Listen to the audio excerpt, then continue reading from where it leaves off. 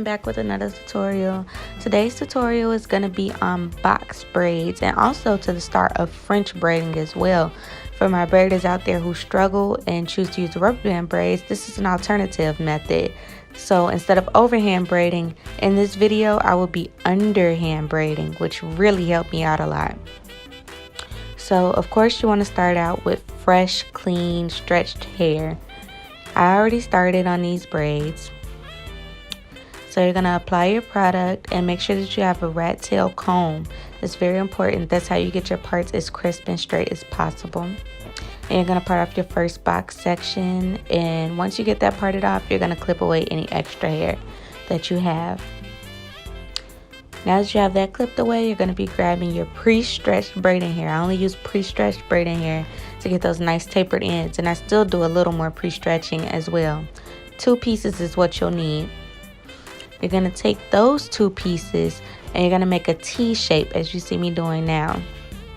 You're going to loop them into a T. And the reason why we do that is so we have those 3 strands, the beginning to that 3-strand braid. So next you're going to take that loop T and place it at the root of the section that you parted off, your box section. And you're going to line it up and you're going to take 3 strands of that section and place it with the braiding hair. It's easier seen than explained, so I'm just gonna let you guys see the hand motion that's going on. I made sure to do it super slow and even add slow-mo on top of that.